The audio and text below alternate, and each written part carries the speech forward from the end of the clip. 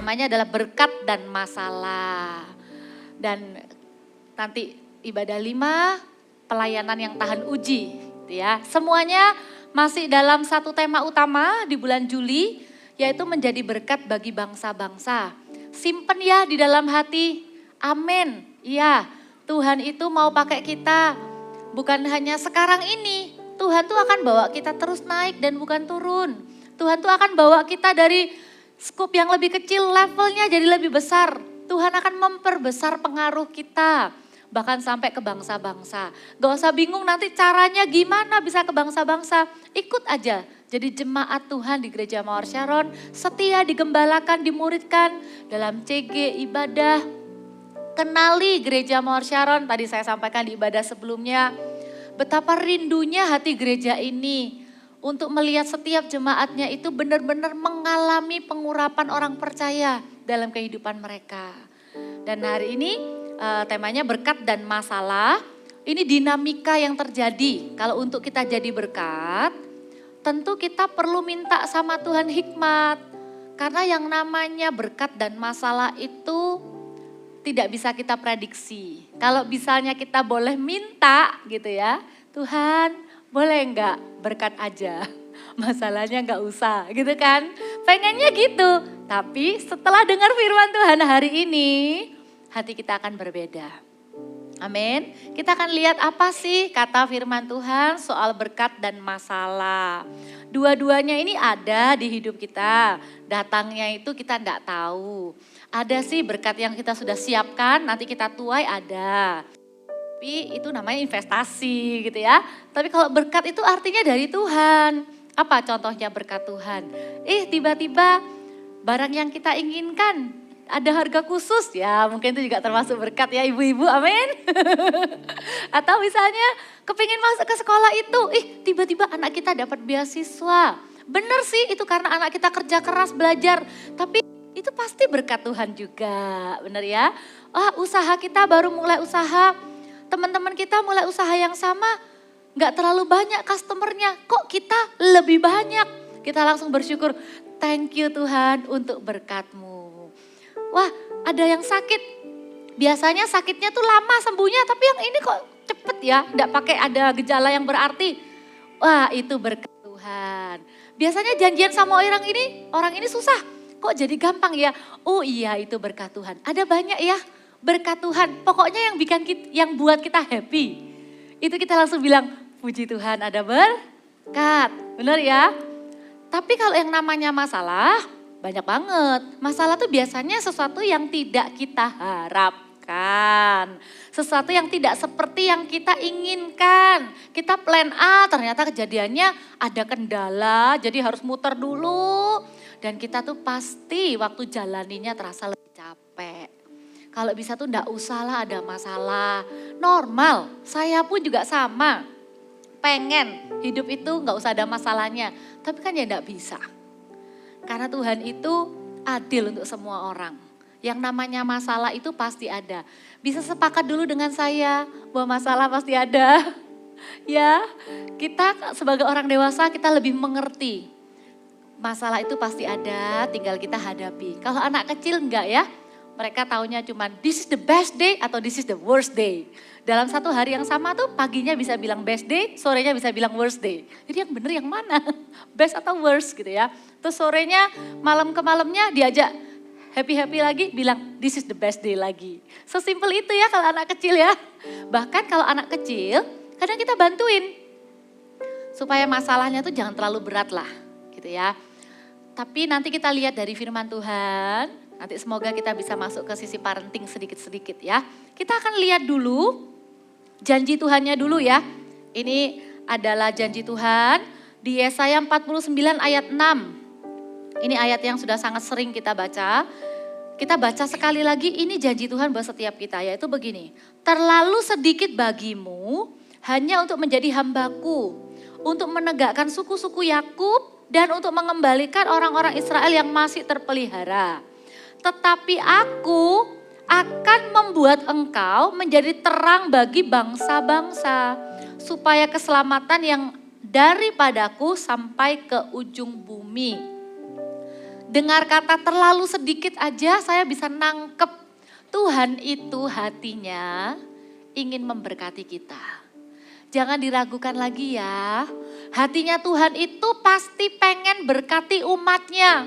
Makanya pemakaian Tuhan yang sudah bagus, memelihara umat Israel dan lain-lain itu Tuhan bilang terlalu sedikit. Sama kayak papa itu ya, ngasih anaknya mungkin uang jajan. Happy kan ya kalau papanya bilang, sini nak terlalu sedikit itu uang jajanmu, sini papa tambahin. Wah anak mana yang tidak bahagia gitu kan ya. Nah hati Bapak itu kayak gitu ke kita. Tuhan itu gak mau kita tuh nanggung gitu loh, biasa-biasa. Tuhan tuh pengen bawa kita tuh lebih dan lebih. Terus naik dan bukan turun, jadi kepala dan bukan ekor. Tapi dalam perjalanannya, respon kita terhadap berkat dan masalah itu juga bisa menentukan. Kita tuh bisa dipakai Tuhan terus naik dan bukan turun, jadi berkat sampai ke bangsa-bangsa enggak. Ada banyak orang itu mengira kalau kita diberkati, maka kita bisa jadi berkat. Iya, itu betul. Tapi tidak selalu berkat itu membuat kita jadi berkat. Kadang orang berpikir masalah tuh menghalangi pemakaian Tuhan. Kalau coba gak ada masalah kan aku bisa fokus, happy melayani Tuhan tanpa halangan. Siapa bilang? Masalah itu pun juga bukan penghalang untuk kita dipakai Tuhan. Kita lihat ya, ini sedikit permainan kata-kata. Oke. Lebih baik masalah yang sebenarnya adalah berkat terselubung. Daripada berkat yang sebenarnya jadi masalah nantinya. Oke, saya ulang lagi ya. Berkat dan masalah itu dua-duanya kita enggak bisa tolak. Tapi hati-hati, masalah itu belum tentu adalah masalah. Masalah itu bisa jadi berkat terselubung buat kita. Dan berkat pun kalau kita tidak hati-hati, ujungnya bisa jadi masalah juga di hidup kita. Kalau kita sih pengennya pasti, bener dah, wes enggak mungkin dah. Kalau disuruh angkat tangan pasti semuanya pilih berkat, masalah enggak mau gitu ya. Tapi kita responi yuk satu-satu dengan benar.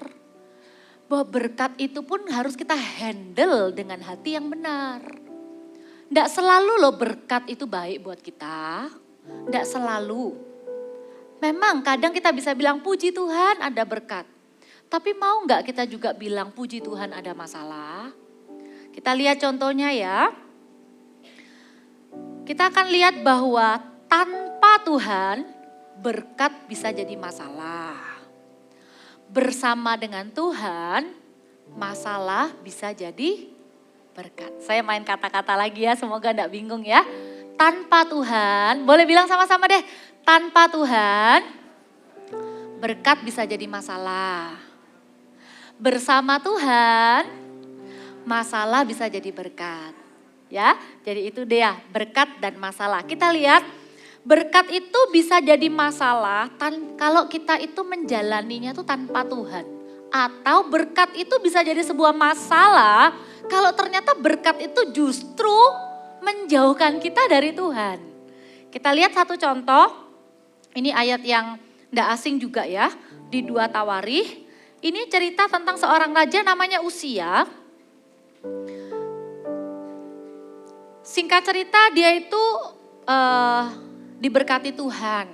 Selama dia mencari Tuhan, dikatakan di ayat 5 itu Allah membuat segala usahanya berhasil. Terus di ayat 7 dikatakan Allah menolongnya terhadap orang Filistin.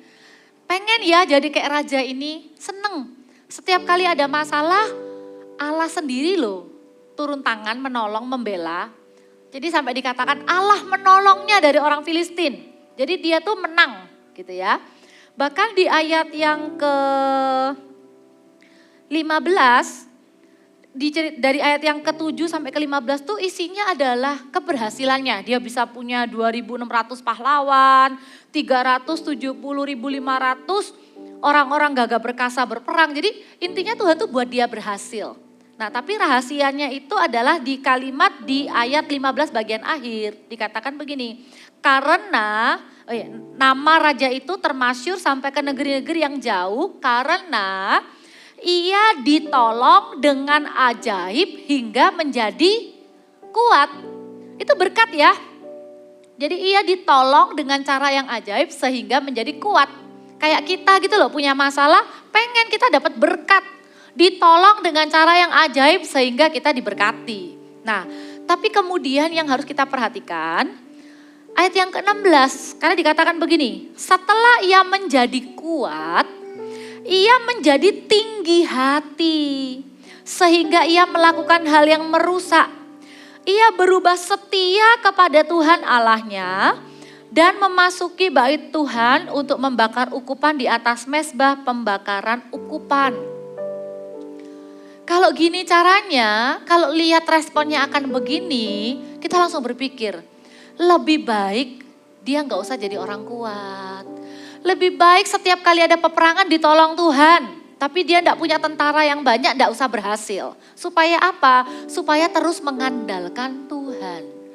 Hati-hati sampai satu titik, berkat Tuhan yang kita terima, kalau kita enggak hati-hati, kalau itu menjauhkan kita dari Tuhan, maka itu bukan lagi berkat. Seorang anak muda senang banget dapat HP baru. Biasanya HP-nya masih share sama saudaranya. Tapi begitu punya sendiri, terima kasih Tuhan, doaku dijawab, papa mama lembut hati kasih aku HP yang bagus lagi atau iPad gitu ya, atau apa tab yang bagus. Dikasih koneksi internet lagi. Awalnya berkat, tapi kalau kemudian hatinya ndak melekat kepada sang pemberi berkat, maka berkat itu bisa jadi sebuah masalah dalam kehidupannya. Kita pikir ini berkat untuk anak kita. Tapi berapa banyak akhirnya kita pusing. Aduh, awalnya ini buat belajar. Sekarang kok jadi buat main terus gitu ya. Kok jadi buat nonton terus. Awalnya berkat. Tapi lama-lama jadi sumber masalah. Hati-hati. Kalau anak kecil masih belum ngerti apa-apa, orang tua yang arahkan. Tapi kalau orang dewasa, ayo kita handle berkat kita dengan baik. Kita dapat berkat mungkin untuk berlibur, jangan lupakan Tuhan. Mungkin kita dapat berkat villa di satu tempat. Semakin diberkati, semakin ingat Tuhan. Amin. Semakin ingat dari mana asalnya semua berkat ini. Jangan sampai kita lupa sama pemberi berkat, akhirnya dengan berkat itu kita bersenang-senang tambah lama tanpa kita sadari. Jadi jauh deh dari Tuhan. Jadi jauh deh dari rencana Tuhan. Dulu waktu satu keluarga masih punya satu mobil, bisa ngobrol, seneng. Perjalanan tuh dipakai cerita-cerita, walaupun harus jemput sana, jemput sini, nganter anak. Terus kita doa minta Tuhan minta mobil sendiri-sendiri. Supaya bisa enak, bisa melayani. Alasannya buat melayani. Tapi lama-lama, ya udah gak mau nganter, aku pergi sendiri. Akhirnya komunikasi jadi tidak baik. Bisa pergi sendiri. Pulang sudah tidak pernah komunikasi. Hati-hati. Hati-hati. Dulu rumah waktu masih kecil, mau tidak mau ketemu terus. Ke kamar mandi, ke dapur, papasan. Papasan mau gak mau ya nyapa. Begitu rumah udah besar, bingung kok gak pernah kelihatan papa ya. Sibuk sekali bekerja, cabangnya tambah banyak. Hati-hati. Biarkan berkat terus menjadi berkat dalam kehidupan kita. Pada waktu Tuhan tuh memberikan berkat, Tuhan tuh gak bermaksud kok untuk membuat itu jadi masalah di hidup kita. Tuhan tuh tulus kalau memberkati. Tuhan itu kalau memberi berkat tuh memang karena Tuhan tuh rindu memberkati. Tapi hati kita ini loh, yang jangan melekat sama berkatnya ya.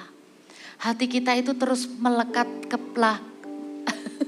hati ini terus melekatlah kepada pemberi berkat. Supaya kita enggak kehilangan berkat berikutnya. Berkat Tuhan tuh ada di setiap musim. Dan Tuhan itu seneng kok memberkati umatnya. Coba ambil waktu sebentar. Apa ya berkat Tuhan yang bisa kita syukuri? Banyak. Tapi di satu sisi, ayo diingat lagi, adakah berkat Tuhan yang sekarang itu ternyata malah jadi sumber masalah. Enggak apa-apa, balik aja ke Tuhan dulu, perbaiki lagi. Tuhan itu tetap kok, kalau itu memang aslinya berkat, akan bisa tetap jadi berkat kok. Asal kita balik hatinya. Amin. Ya, masalah juga sama. Masalah itu bisa jadi sebuah berkat di hidup kita, asal kita menghadapi masalah itu bersama dengan Tuhan. Kalau berkat tadi tanpa Tuhan bisa membuat kita jadi tinggi hati. Dulu waktu masih belum punya banyak harta, lebih rendah hati sama orang. Treat orang dengan lebih respect. Tapi begitu hartanya semakin melimpah, jangan hati ini jadi tambah tinggi. Kalau dulu ke gereja harus bela nih, naik motor hujan-hujan, bela nih ke gereja. Begitu diberkati mobil, hujan sedikit, males macet. Jangan berubah ya hati ini. Jangan berubah jadi tinggi hati dan jangan berubah setia. Seperti yang dilakukan Raja Uzia ini, setelah dia menjadi kuat, dia berubah setia sama Tuhan. Nah, dibaliknya kalau masalah, kalau kita lakukan dengan Tuhan, dengan respon hati yang benar, maka sebenarnya masalah itu bukan masalahnya. Kita lihat satu contoh yang salah dulu, yaitu apa yang dialami oleh Raja Saul. Raja Saul itu punya problem. Masalahnya dia itu sebenarnya bukan orang Filistin. Karena dari perjalanannya Tuhan sudah tunjukkan bagaimana Tuhan bisa menolong lepas dari orang Filistin. Tapi masalah Saul itu ada pada hatinya. Entah itu hati yang iri sama orang, hati yang pengennya tuh nyenengin orang, bukan nyenengin Tuhan. Kita lihat ya, di 1 Samuel 15 ayat 24. Waktu Saul itu ditegur sama Samuel, kok enggak semua hartanya tuh, kan kalau harta musuh itu Tuhan minta semua dimusnahkan. Tapi yang bagus-bagus kok diambil ya, yang jelek-jelek aja yang dimusnahkan. Lakukan firman kok separuh-separuh ya gitu ya. Nabi Samuel tuh tegur loh, baik kan ada yang tegur. Tapi lihat responnya Saul, ayat 24, berkatalah Saul kepada Samuel, aku telah berdosa. Sebab telah kulangkai titah Tuhan dan perkataanmu. Sampai situ aja sebenarnya udah cukup. Iya ya, the problem is me. Aku gak taat. Masalahku tuh bukan orang Filistin. Masalahku tuh adalah karakterku. Tapi ternyata Saul melanjutkan lagi, dia bilang gini, tapi aku takut kepada rakyat. Karena itu aku mengabulkan permintaan mereka. Saul mulai cari kambing hitam. Semua tuh gara-gara rakyat yang paksa, aku takut sama rakyat. Makanya akhirnya aku penuhi permintaan rakyat. Kita lihat ya, masalahnya bukan di orang Filistin. Bahkan masalahnya tuh juga bukan kepada rakyatnya. Masalahnya tuh ada di respon hatinya. Terus kemudian dia bilang, ya udah ampuni ya dosaku, tapi kembali ya sama aku gitu ya. Terus Samuel bilang, enggak, aku enggak mau kembali sama kamu gitu ya. Tapi dia maksa gitu ya, si Saulnya itu maksa dengan kalimat ini. Ini sampai koyak gitu ya, bajunya Samuel tuh ditarik gitu. Ayo balik sama aku. Ternyata yang dipentingkan sama Saul tuh ini, ayat yang ke-30. Tetapi kata Saul, aku telah berdosa, tetapi tunjukkanlah juga hormatmu kepadaku sekarang di depan para tua-tua bangsaku dan di depan orang Israel. Ini loh sebenarnya masalahnya. Bukan orang Filistinnya, orang Israelnya, bukan. Tapi Saul punya problem di dalam hatinya. Sehingga masalah yang dihadapi, dia tidak hadapi itu dengan hati yang jernih dan benar. Masalah kalau dalam poin yang ini, masalah tidak bisa jadi berkat. Justru masalah itu semakin menarik kita ke hal yang merusak. Kadang-kala kalau misalnya kita argue dengan pasangan kita, Sebenarnya problemnya itu bukan topik di mana kita argue itu. Tapi problemnya ada di arogansi dan pride dari masing-masing. The problem is not the problem, the heart is the problem. Masalahnya tuh bukan masalahnya sebenarnya, tapi hatinya. Kalau hatinya mau sama-sama rendah hati, ngobrol dengan baik, saya percaya yang jadi topik yang di-argue, yang ditengkarkan itu akan cepat selesai, cari jalan tengah, win-win solution.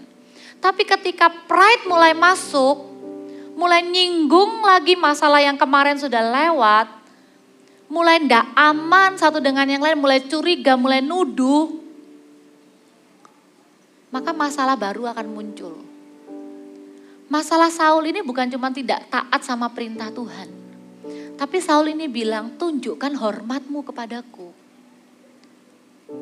Dan yang lebih sedih lagi, kalimat berikutnya dibilang begini, kembalilah bersama-sama dengan aku, maka aku akan sujud menyembah kepada Tuhan Allahmu. Dia lupa siapa Tuhan yang memilihnya menjadi raja. Waktu saya baca ayat ini saya bisa merasakan sedihnya hati Tuhan. Ketika orang yang sebenarnya Tuhan punya rencana memberkati, menjadikan keturunannya tetap di hadapan Tuhan. Tuhan membela, masalahnya itu pasti bisa diselesaikan kok. Tapi kemudian respon hatinya salah dan endingnya dia buang Tuhan dari hidupnya. Dia bukan bilang, aku akan kembali sujud menyembah kepada Tuhan Allahku. Dia bilang enggak, dia bilang Tuhan Allahmu Samuel. No longer my God. He is no longer my God. Sedih sekali. Masalah itu jangan sampai membuat kita jadi kecewa dengan Tuhan ya Bapak Ibu. Justru hadapi bareng Tuhan yuk. Masalah apapun jangan cepet-cepet bilang, kenapa Tuhan izinkan? Jangan justru menyalahkan Tuhan. Kalau kita ini di tengah masalah kita jadi kecewa dengan Tuhan, kita tuh mau minta tolong sama siapa?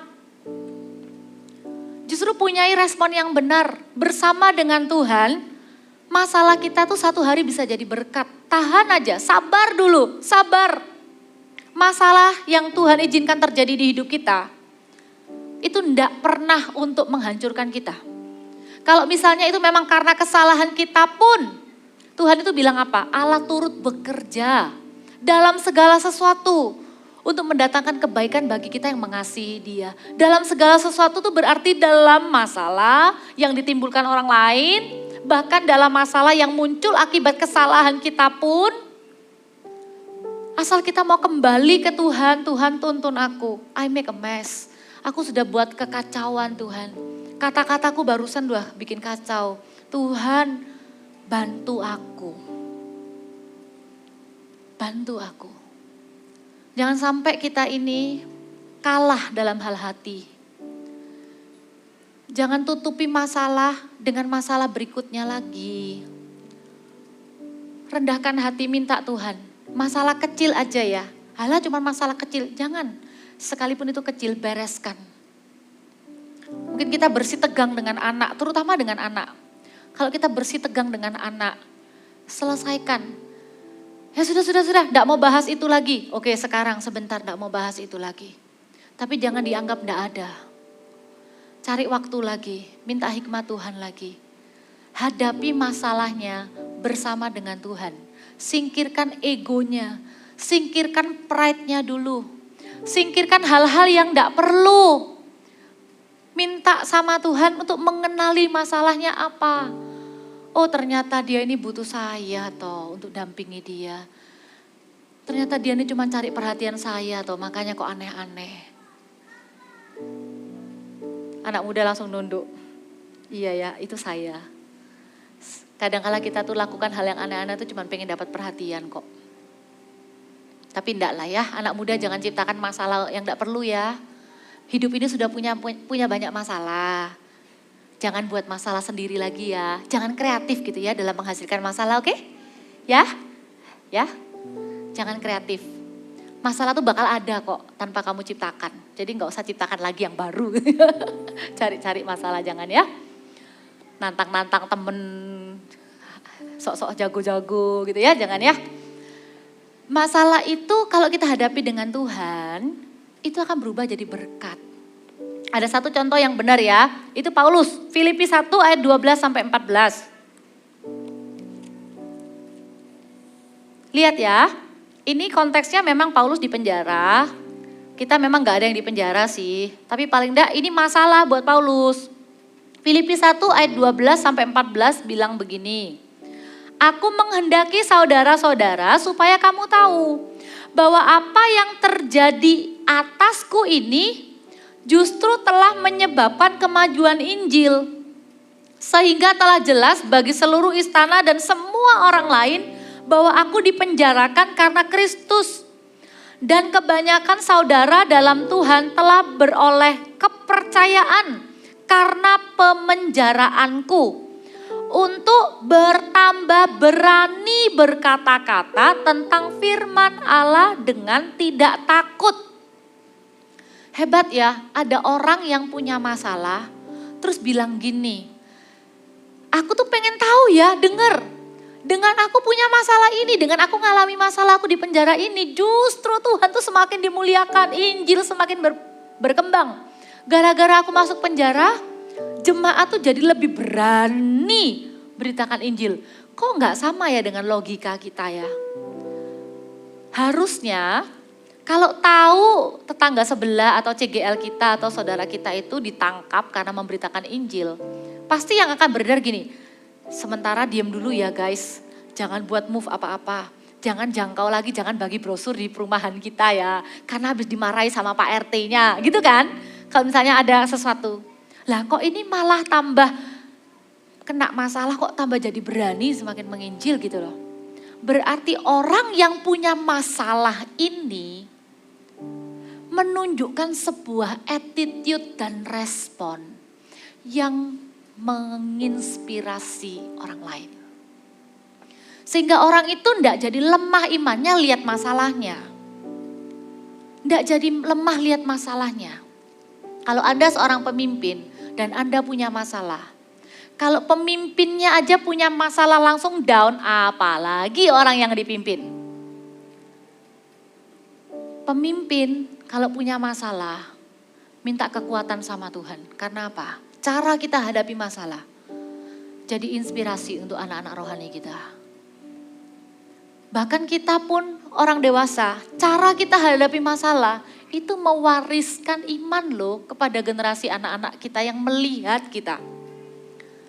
Oh, cara menyelesaikan masalah tuh gitu ya, pakai marah-marahan. Oh, cara nyelesain masalah gitu ya. Mama datang ke sekolah ngelabrak gurunya. Saya berdoa ndak ada seperti itu ya. Kita memang bantu anak kita. Bantu anak kita. Tapi berikan kepada dia keberanian juga untuk menyelesaikan masalahnya. Kalau perlu papa mamanya jangan turun gunung dulu ya. Jangan turun gunung dulu. Biarkan anak-anak kita, latih anak-anak kita menghadapi masalahnya. Kita dukung aja dari belakang. Tidak perlu kita yang ikut campur sampai telepon mamanya anak yang lagi ribut sama anak kita ini. Kita jangan terlalu ikut campur. Kalau mau kita dukung anak kita itu, kita kuatkan dia, kita latih. Bukan kita yang berdiri di depannya. Karena itu akan melatih anak kita juga menghadapi masalah. Latihan yang mereka tidak akan pelajari di sekolah adalah latihan menghadapi masalah. Makanya mereka gak suka math, because math has many problems. Itu bahasa Inggrisnya matematika ya, they have problems. Makanya paling gak suka matematik. Matematika tuh banyak masalahnya. Kalau gak ada masalah pun dibikin sama dia masalahnya gitu ya. Dibikin ceritanya gitu ya, cerita matematikanya. Tapi kalau masalah kehidupan, mereka harus hadapi bersama dengan Tuhan. Kita jangan langsung, ya balas nyok. Masa gak dibales? Ma aku dipukul. Hah? Kamu balas gak? Coba bilang sama dia gini, coba doa. Tuhan arahkan kamu apa? Jangan-jangan dia punya hikmat menyelesaikan masalahnya sendiri. Yang kita akan kaget-kaget. Latih ya, dampingi anak kita. Jangan singkirkan masalahnya, tapi dampingi anak kita menghadapi masalahnya. Karena apa?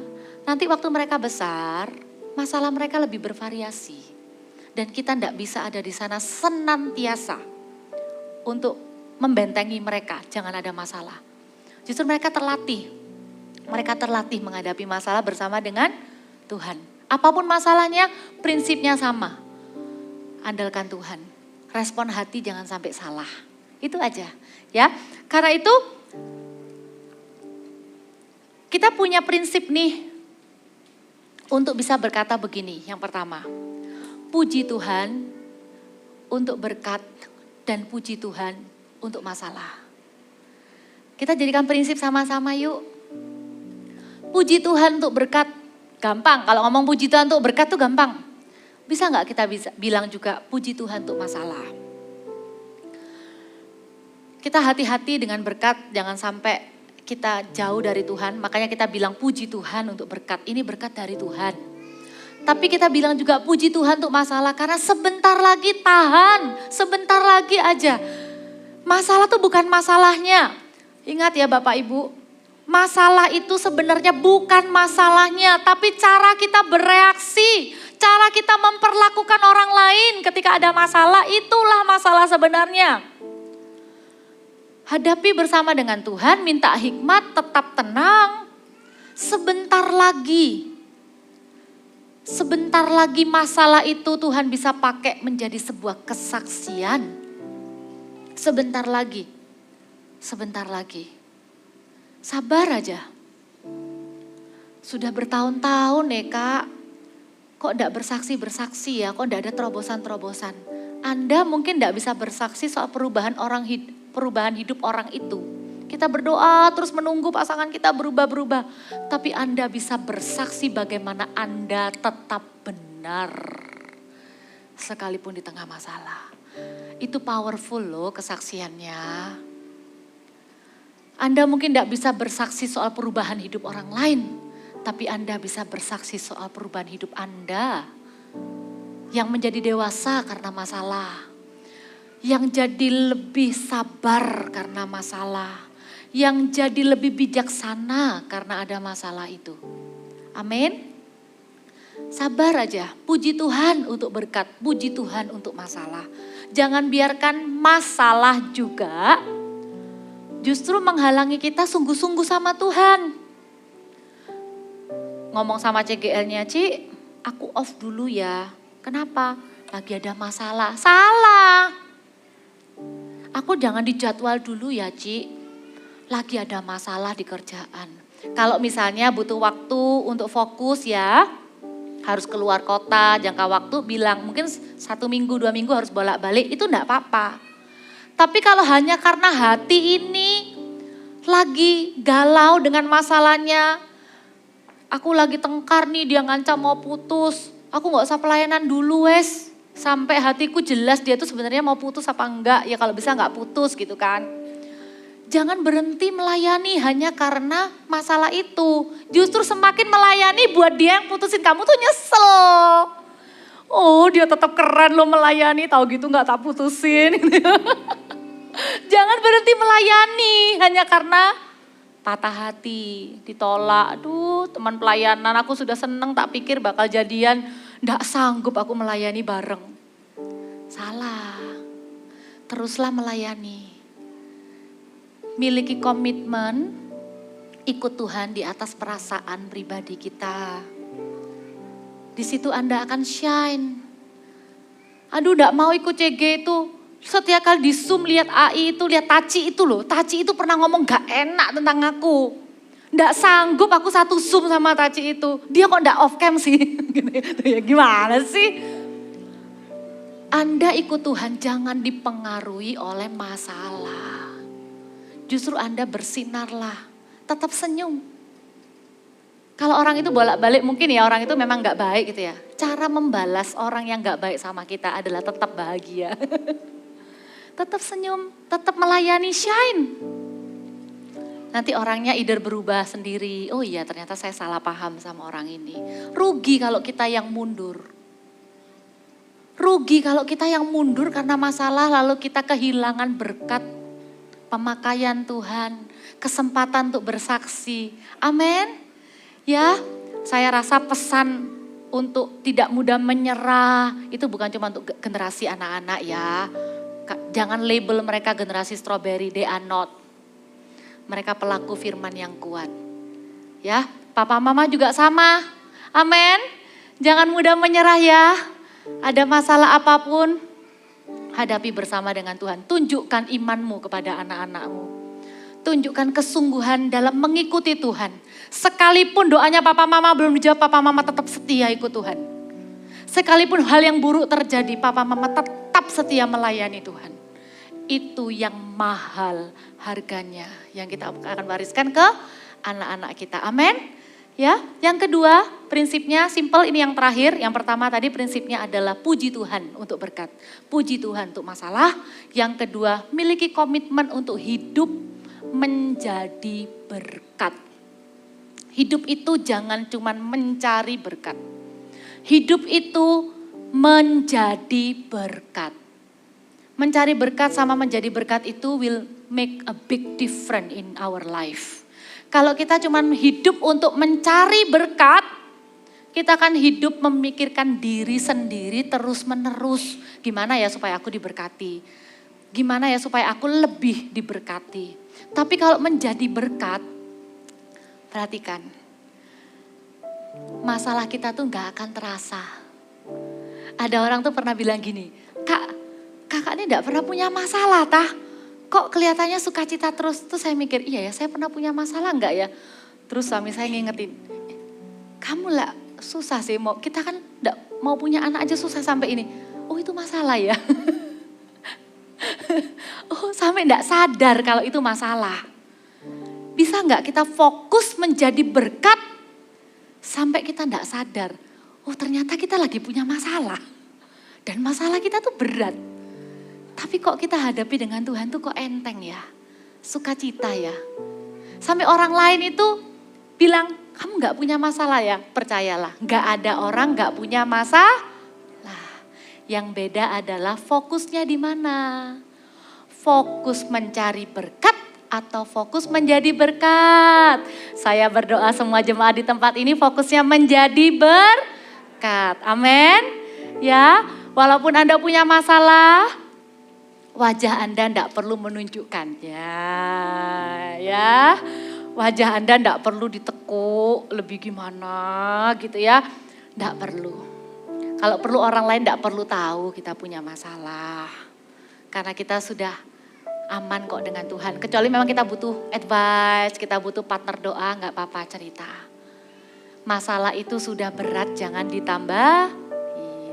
Ya, punyai fokus untuk menjadi berkat. Menjadi berkat itu gimana caranya? Bersaksi tentang kebaikan Tuhan. Loh kok kemarin toko nih kebakaran ya bagian depan. Iya tapi puji Tuhan loh. Nggak semua kebakar, masih ada satu dus. Satu dus tok. Ya tapi puji Tuhan, nggak semuanya. Nggak mudah untuk ngomong gitu, tapi selalu latih ya.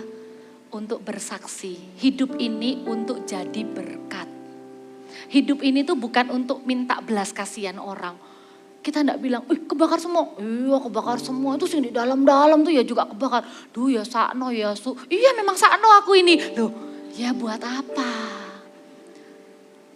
Buat apa? Lebih baik kita jadi berkat. Tularkan sukacita. Masa kita kalah sama tukang parkir? Tukang parkir aja bilang apa? Terus. Hop. Trust. Hop. Percaya. Berharap. Ya gak ngerti gak apa-apa. Jadi kalau Anda kekurangan iman, nyetir, minta Pak parkir bantuin. Supaya Anda diingatkan bahwa ada trust and hope gitu ya. Maksudnya berhenti, terus berhenti ya. Itu trust and hope kalau bahasa Inggrisnya. Percaya dan berharap.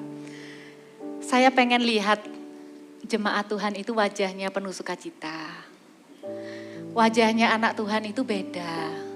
Bukan memang karena orangnya sumringah, bukan. Atau orangnya tuh memang mukanya senyum terus, bukan. Tapi karena terpancar dari hati yang tidak takut masalah.